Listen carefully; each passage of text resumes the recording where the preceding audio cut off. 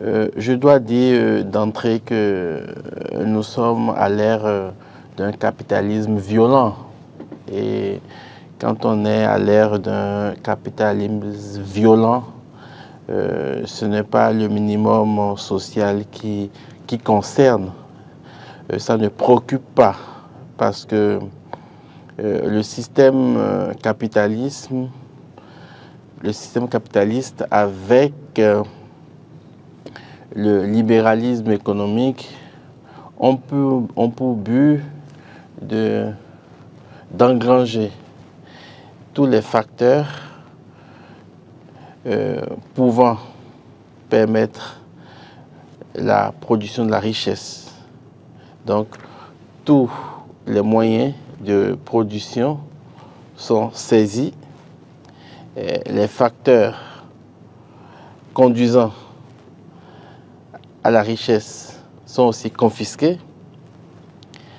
Le personnel citoyen, que ce soit le secteur actif, comme même les actifs à venir, c'est-à-dire les élèves, les étudiants, les apprenants en général, tous sont orientés vers ce capitalisme violent et vers ce libéralisme-là, l'ultra-libéralisme. Donc, toute la stratégie, toute la mentalité, tous les efforts, toutes les politiques publiques sont au service de ce libéralisme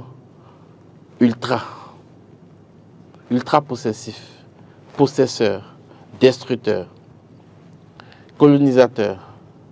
Et un tel capitalisme détruit l'homme et tend à servir l'homme juste pour ses intérêts personnels ou pour les intérêts d'une oligarchie. Alors, de ce point de vue, on comprend que dans les pays du Global Sud, et ce capitalisme-là est nourri par les produits de rente. Et vous savez, les produits de rente tuent les terres. Les produits de rente sont des lieux d'esclavage du producteur, de l'ouvrier. Et donc, on produit les produits de rente, excusez cette tautologie, en vue de la ressource nationale. Et quand on a les ressources nationales qui arrivent grâce aux produits de rente, ces ressources-là sont réinvesties encore au service de ce capitalisme-là. Et donc, toutes les infrastructures qui sont faites, qui sont construites, toute la chaîne industrielle, la chaîne scientifique est au service de ce capitalisme violent-là. Mais, révérend Père, quand je vous suis, j'ai le sentiment que ce tableau que vous êtes en train de nous présenter ne donne forcément pas la démarche de développement, puisque pour la plupart du temps, les gouvernants, lorsqu'il s'agit de défendre peut-être cette façon de faire, vous diront qu'il faut faire du sacrifice, il faut se sacrifier aujourd'hui pour permettre peut-être aux générations d'après nous de pouvoir bénéficier d'un héritage plus florissant. Je crois que vous êtes suffisamment intelligent pour ne pas gober cette rhétorique-là. Vous savez, et courir après la croissance. Et parfois même, on peut se diriger vers des organismes qui sont prêts à vous fournir les chiffres pour qu'au plan international, on vous regarde comme quelqu'un qui produit de bons chiffres et qui produit de bons résultats au plan macroéconomique. Mais ce n'est pas vrai. Quand on est quand on est dans le peuple comme moi, on constate que ce qui se fait au plan étatique, ce qui est au sommet, et d'ailleurs l'État c'est tout le monde, c'est tout le monde, ce qui se passe au sommet, est différent de ce qui se passe dans le bas peuple. Il suffit de circuler dans Cotonou, les périphéries de Cotonou, prenez une journée, visitez les écoles, visitez les CEG publics, et vous verrez la situation. Visitez les centres de santé, vous verrez la situation. Quand on investit la totalité ou la quasi-totalité de ce qu'on a dans l'infrastructure, c'est une très belle chose. Les pierres sont belles, elles sont brillantes, elles sont scintillantes. Mais l'homme est toujours acteur du développement. L'homme est toujours la pierre angulaire de l'évolution d'une civilisation. Parce que vous pouvez avoir des belles pierres et les civilisations vont disparaître dans le monde. Il y a beaucoup de vestiges des civilisations, des bâtiments, des pierres, mais les civilisations ont disparu. Donc il y a un travail à faire d'abord au plan humain.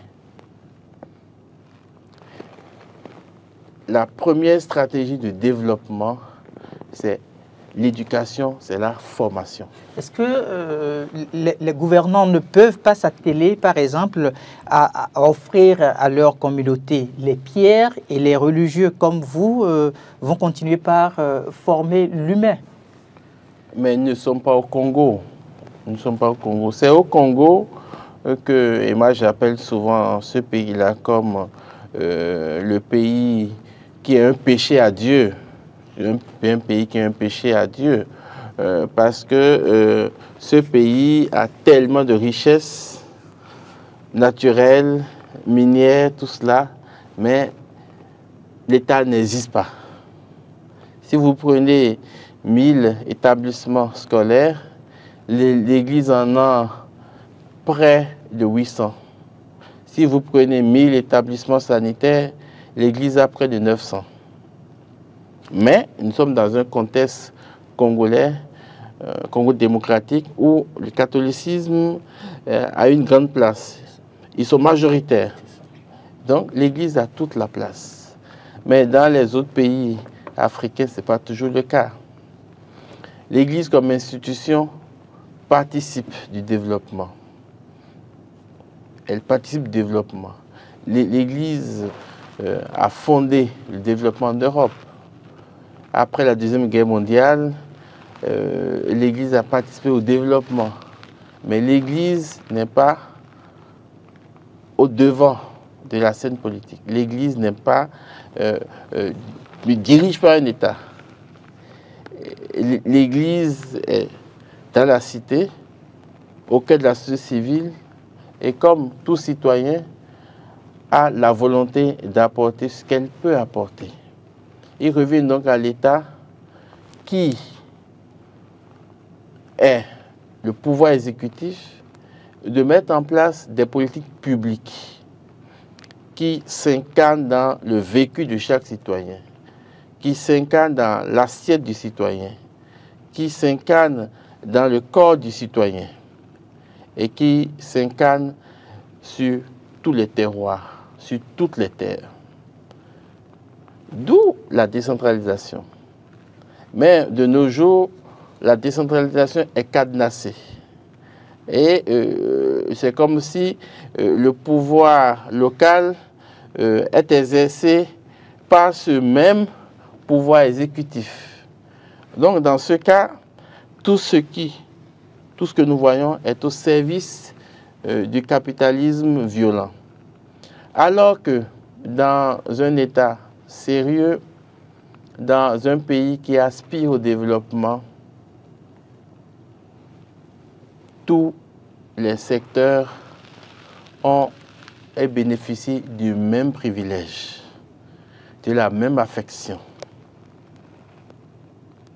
des mêmes ressources. Et tous ces secteurs-là sont tout aussi importants.